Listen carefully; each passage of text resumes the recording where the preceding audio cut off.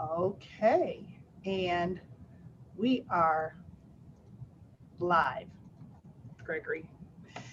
Hi, team. Hello, everyone. My name is Sherry Swift, and I am the president, the proud and humble president of the Real Pride Network. Real Pride is a member driven public charity, and we are LGBTQ2 plus in our base. And our primary host membership is our realtors and people who work in and around the real estate industry. I am really grateful and excited today to be able to visit just a little bit for just a couple of minutes with Gregory Lewis, who is the executive director and CEO with True Colors United. And True Colors United is one of our very valued partnerships. Hi, Gregory. How are you? I'm good, Sherry. How are you? I am awesome, and I am truly appreciative of your time here and excited to chat a little bit. I'm excited to be here. Yeah, so let's jump right into it because I'm so grateful for the opportunity to learn. And most and more importantly, I'm grateful for everyone else to have the opportunity to learn about the important work that True Colors United does and how you impact. So tell me about True Colors United. Sure. Well, thanks for this opportunity, and thanks for our partnership.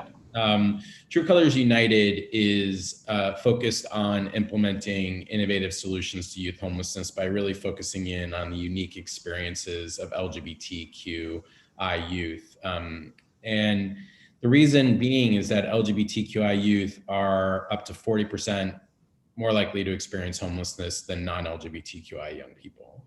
And they make up they make up to, as I said, up to 40% of the 4.2 million young people experiencing homelessness every year in this country. And that's just unacceptable, especially when you consider the fact that they make up around 10%. LGBTQI young people make up about 10% of the general youth population. So you understand the gross disparity that's there.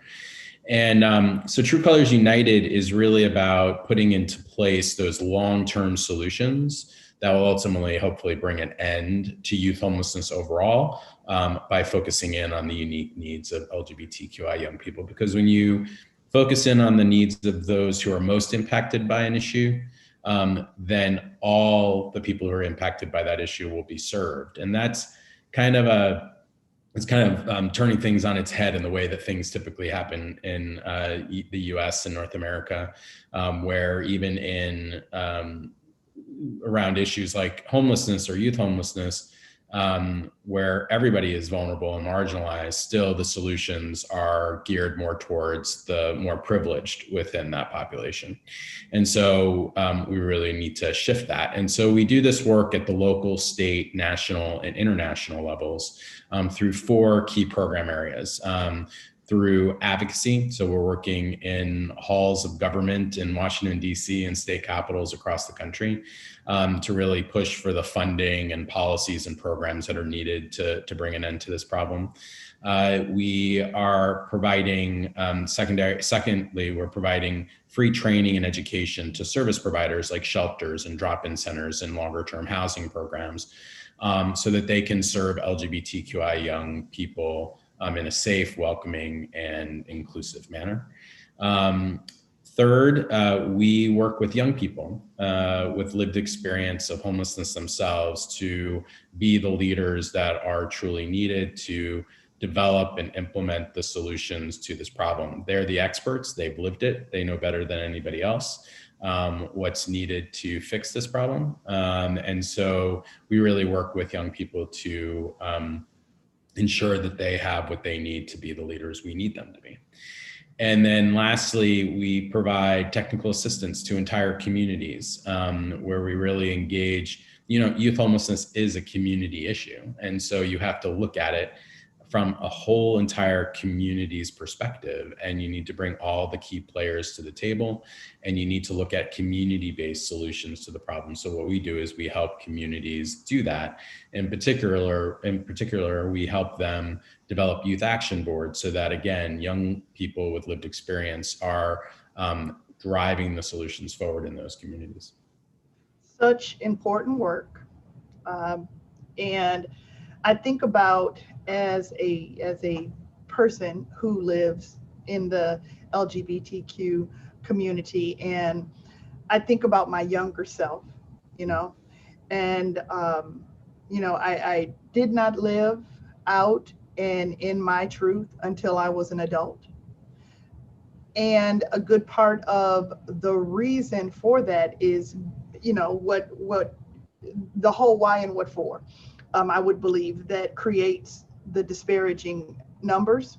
That, I had people around me that I was absolutely certain just weren't ready for it, wasn't going to be able to comprehend, process. Now, understand, I could be everybody has adjusted.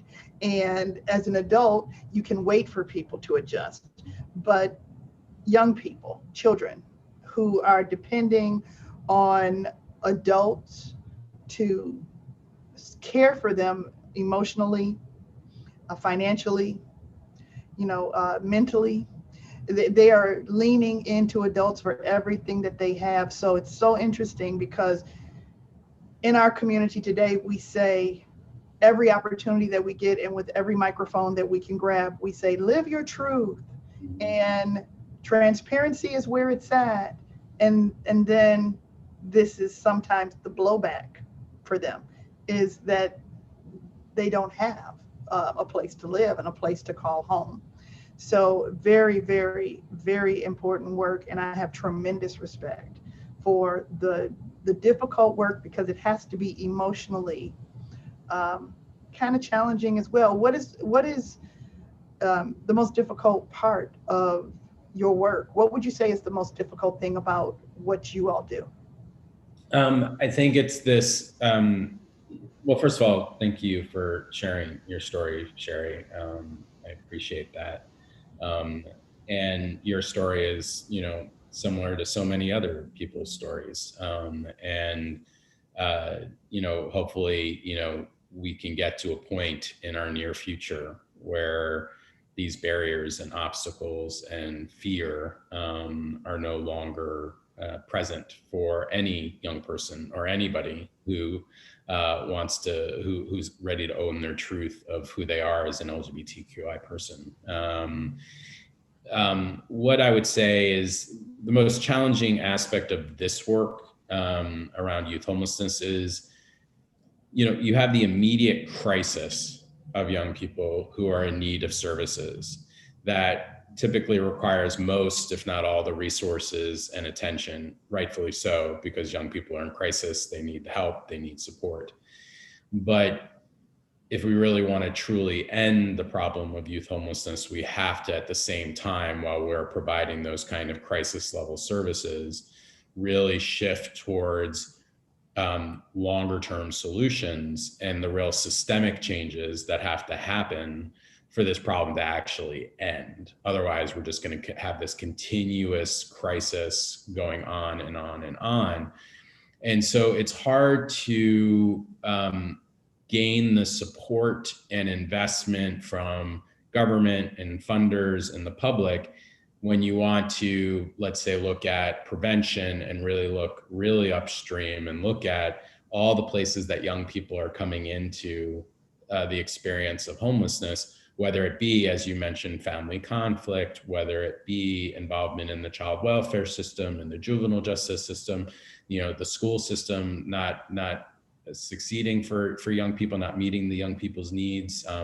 There's so many different pipelines. And then you have larger scale societal issues like racism and poverty and all the isms really that are playing a role in having systems work against the majority of young people who are experiencing homelessness, who are LGBTIQ and BIPOC. And so that is who makes up the majority amount of young people experiencing homelessness in this country, very disproportionately. So you not only have the actual systems that are playing a role in young people becoming homeless, but you also have the societal, just kind of the societal isms of racism and heterosexism, and all of these various things that are so deeply rooted in American society and culture and our history, that you have to really untangle all of that and really look at, in this country, we have a system over 40, 50 years that's been built to deal with youth homelessness. And a lot of those things are rooted in that system, and they need to be, you really have to take the time, and it takes a lot of time and a lot of energy to break those things down and have a system that works for the most impacted young people who are, like I said, LGBTQI and BIPOC. So that's the hardest part of this. But can't let it dissuade you from really doing the work and the hard work, and being, you have to be uncomfortable, because it's hard work and it's going to be very uncomfortable for a lot of people, but we have to be okay with that, because the situation's unacceptable, and no young person in our society should be even facing homelessness. And we have a responsibility as a collective society to bring an end to that. Absolutely. Completely agree. I think, in addition to everything that you've said, I'm in agreement with all of it. I understand all of it. I want to figure out on a deeper level what I can do to support, and so grateful for everything that Real Pride will have the opportunity to partner and impact as well. What I love is you're raising leaders. You're raising up leaders. I'm a leadership coach, and I spend a lot of time with people across industries who are working on leadership muscles and working on team building, working on building empathy, and learning how to influence change through empathetic momentum, and actually caring about other people. And I love what I heard you say, that we are raising up young people who have lived this experience to make sure that there's a population of young people, that the people who are currently experiencing this, that they see and they can identify that person is 15 minutes away from where I was. And so I see hope, and I see potential, and I see opportunity. And not only that, but I see an empath and a safe space. So that's fantastic. Yeah, I really appreciate that. And not to correct you, because I know where you were coming with it. What I would just say is that we are not lifting young people up, just to be clear. They have everything within themselves already. Like, they don't need us, particularly me or any other adults, to lift them up. What we need to do is really authentically partner with them, and view them as peers, and not as just one of those other isms of adultism in our society. This is an issue that's impacting young people. So as adults, we have to really educate ourselves and kind of check ourselves in a way, that why are we doing this work, and how are we doing this work? Because ultimately it's young people's lives that are being impacted by this particular issue. So that's really important. And like I said, I know that wasn't what you were intending, what you were meaning to say, but I think it's important that we all kind of just recognize that we're not about lifting young people up. We're not about giving them opportunity. We're not about any of those sorts of things. We're about working with young people, and doing what we can to ensure that they have opportunities, which is different than necessarily giving them to them. And it is. And I'm so glad you corrected me on that, because listen, do you know that that's the way that most of us think? This is an education here, right? I mean, and I'm in class right now, and I hear you loud and clear, and you're absolutely right. And we work hard. I think the majority of us, I have faith in most people. Yeah. I have faith in most people. I have faith in most people when I see people of every color and every culture and every group that pour out into the street and say this matters and that matters, and we're seeing more and more of it. I have faith in people. Yeah. And I think that we all need to learn and lean in. And you're absolutely right. Um, Young people do have everything that they need to succeed and to be amazing. And I think that it's very important that we understand that it's just those, that it's just that small shift in thinking. So thank you for that. Well, thank you. And trust me, I've said it myself, and I've had to correct to help myself shift from that and examine my own adultism. And I do it all the time. But what I really loved what you just said as well. I believe that people are doing the best they can, and most people are, kind and compassionate and want to do the right thing in the world. And I think sometimes in our world, especially in hard times like this, that it's hard to keep that perspective sometimes. But I know that life is better, and my perspective on the world is better when I believe that people are doing the best they can. And we are one of the things that makes us human and helps us thrive in the world is connection with fellow human beings and the ability to be there for I believe all humans have a social contract with each other. We have this kind of social responsibility.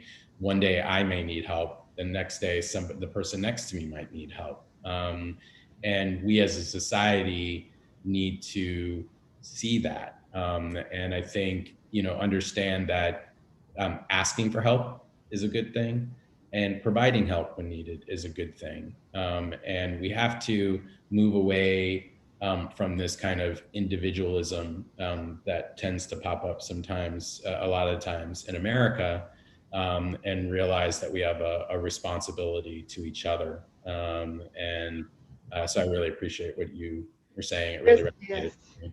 Yes, there's a whole, we don't have that much time to unpack that today. There is a whole um, issue that I have with how deeply invested we are in the value of independence. And, and that's usually poured into us pretty early in life. And so we lose the ability to learn how to comfortably say, help, Yeah. can you, will you? And we struggle along longer most of the time than we really need to. Yeah. Well, I think if you take, especially in America, perfectionism is so rooted into our day-to-day life, and we have to be this or we have to be that. And if we fail, then you are a failure, as opposed to if you fail, it's an opportunity to learn and to grow and to use that experience to help you on your path to whoever you're striving to be, or being who you are meant to be. So I think that individualism plus the perfectionism is a really hard combination at times to, I think, be the society we are meant to be, which is one in which we are there for our fellow human beings, and in times when they need help and in times when you need help.